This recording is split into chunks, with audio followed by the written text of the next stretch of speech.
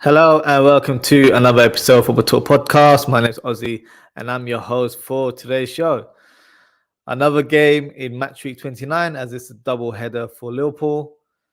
In terms of the first game that took place over the weekend, a disappointing result to say the least against Manchester City. Was it a surprise? For me, definitely not. We have a terrible away record this season, let alone at the Etihad, as well as a terrible record for midday matches as well. So it was always going to be a difficult task. Quite clearly, Man City are levels above us. This isn't the game of previous seasons where both teams were playing head to head in regards to a title race. We're a shadow of ourselves. I'm not sure if I've made this clear or announced in the last show, but for me, there's very, very slim chance of top four for Liverpool in my eyes. Even if we get some good wins on the bounce or on a run of form, which is unlikely, we're far too inconsistent, in my opinion. And quite frankly, I don't think we deserve to finish in the top four position. Just because we're a Liverpool Football Club doesn't mean we have the right or the automatic pass to be in the top four because of our prestige and history of a club. There's been far better teams than Liverpool this season. So for me, yeah, we don't deserve to be anywhere near the Champions League spot. If I could really choose where we finish, I hope we don't get Europa League or the Conference League. I'd rather have no European football, but we can talk about that in more detail as the time goes on. Let's move on to the match preview and this up and coming game, which is Chelsea versus Liverpool. So, in terms of recent history, earlier this season, which was in January, I believe, Liverpool had a 0-0 result against Chelsea. I remember Mudryk making his debut off the bench there, causing havoc on the left-hand side. Last season, same outcome. We drew 1-1 against Chelsea at home, and then away it was 2-2. The last time we actually won at Stamford Bridge was 20th of September 2020, where Liverpool won 2-0, and it was a Mane double that clinched the victory for us. So no Mane in the team, so obviously that's not going to happen now. In terms of team news, just got a couple of comments here. So first comment, big up, drop my like already. Have a great show from Football Power. Thank you as always. Appreciate your support. And Brush as well, who says to like, share, and sub. So appreciate the support, Brush, as always. In terms of team news, well, there's a big news that took place last night, and that was the sacking of Chelsea manager Graham Potter. So my thoughts on the news, honestly, not a huge surprise.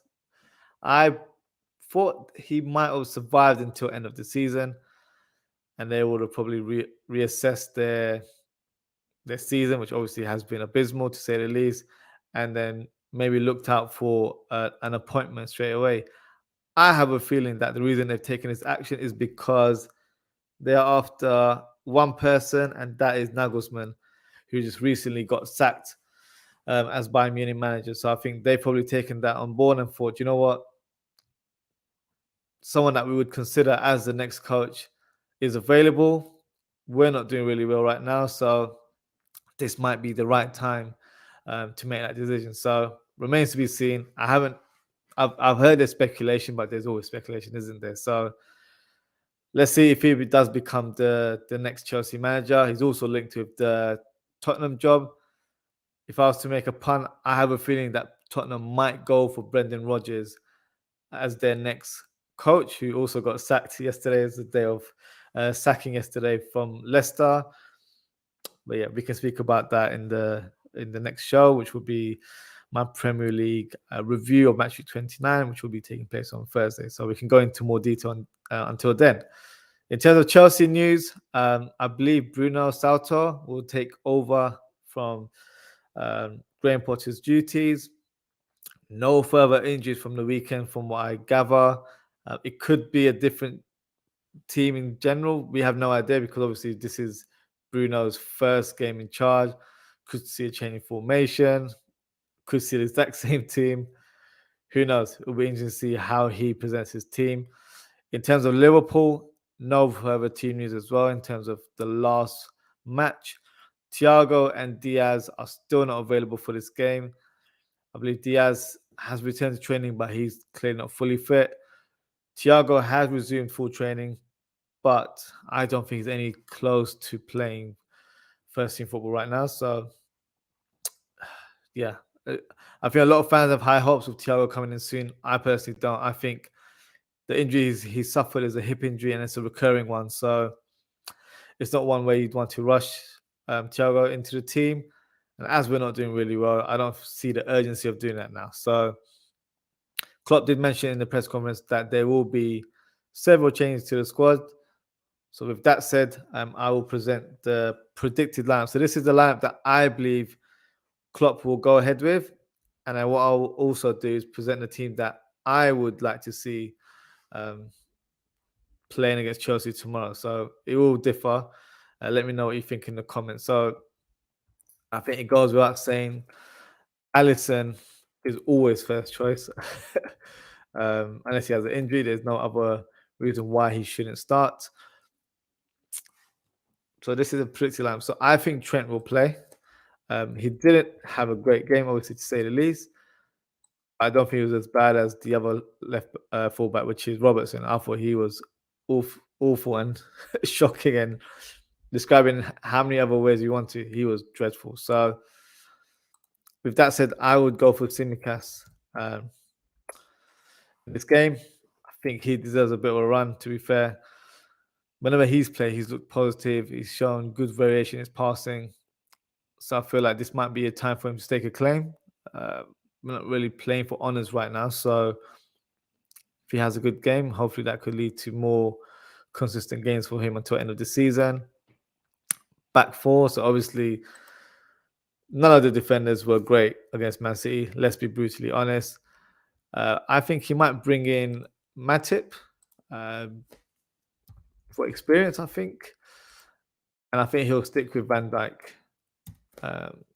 He wasn't the worst player in the defense line, but I think he will stay. So this is the predicted lineup that I see Klopp playing tomorrow. In terms of the midfield, I think he'll still stick with Fabinho despite him having a shocker against Man City. And then I wasn't overly impressed with his appearance, but I think he will stick with Elliott and possibly Henderson. So it's the same midfield. I think Klopp will play. Not very adventurous, but yeah, they were quite. To be fair, the first half they did really well, and I think once that second goal went, the confidence went with it as well. So yeah, disappointing second half from Liverpool against City. Front three, I think he'll go with Salah, obviously, on the right. And then I think he'll bring back Nunes, but he'll play Nunes on the left wing, which he has been doing in recent weeks. And then he'll start with Gakpo in the middle. So this is a team that I believe Klopp will play tomorrow. Now, let's switch it up and let's do my predicted lineup. So in terms of what I can see, I would remove quite a few players. So I wouldn't play Trent. I'd keep Matip. I'd keep Van Dijk. I would actually play Joe Gomez. This one, he's just returned from injury. I know he hasn't been in great form for Liverpool, but I feel like Trent needs a bit of a break. He looks absolutely shattered, physically and probably mentally as well. So I think he needs a bit of a break, rest up, and be ready for the next game, which is this Sunday against Arsenal. I'd bring Matip in instead of Konate. Van Dijk will stay, and Tsimikas left back, and obviously Anderson in midfield. Okay, all of these players will not be taking part in my team. Well, Henderson will, but I would play Henderson in a defensive midfield role. I think he's more suited to play that position now. He's doesn't have the legs to be a number 8, in my opinion. So a number 6 is probably the right role for him in the short term. And then obviously in the summer we recruit, but that's another conversation for another day. People aren't gonna like this, but I'll play Milner in this one. He didn't start in the last game, so probably a bit more fresh in terms of what the other players played. And I'd actually give Oxlade-Chamberlain a chance. Probably the only midfielder that we have in the team that offers a dynamic style of play, can actually run with the ball, is a ball carrier, and can shoot from distance. Right now, our defense is pretty much very flat-footed and very predictable. So he can bring a different sort of buzz into that midfield, and hopefully a different sort of attacking input as well. So no harm done. He's been fit for the last few weeks. Why not give him a chance? Give him a run into the team. And in the front three, same lineup, but I would actually swap these two players. So I would actually see Gakpo on the left and Nunes brought in. In terms of Nunes, I don't know if he's fully fit. If he's still not quite up to speed, then I would probably start with Firmino on this one. But I think we need a player like Nunes leading the lineup, as we need a bit of aggression in that front half and hopefully a goal as well from him. So this is my predicted lineup. This is what I would like to see the team tomorrow. Let me know your team. Who would you start? Do you agree with my changes here, or do you think the original lineup that I presented, that I think Klopp will use, is the better one? Or you might have a completely different outlook and you might play a different, completely different formation. So drop a comment and let me know what you guys think below. Now, in terms of the predictions, now, look, guys, I want to be positive. I really do. But I have to keep it 100 as always. Despite Chelsea's poor form, and they also lost to Villa at home over the weekend, I don't think we'll get the 3 points, unfortunately. So I think it will be a draw, and I'm going to go for a 1-1 result. The goal scorers will be Mudryk and Gakpo. I know Mudryk has been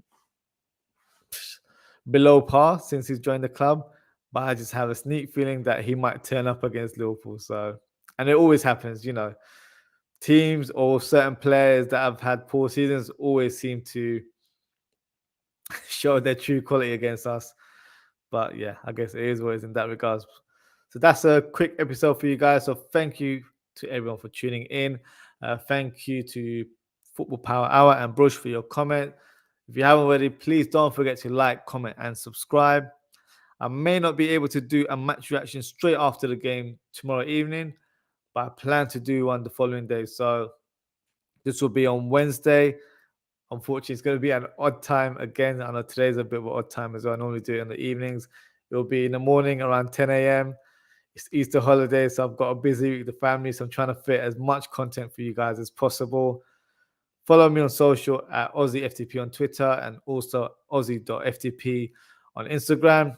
You'll be informed in terms of what time my next episode will be. And also hit that notification bell on YouTube as well, and you'll be notified. But until then, guys, take care, stay safe, and I hope to see you all on Wednesday. Goodbye.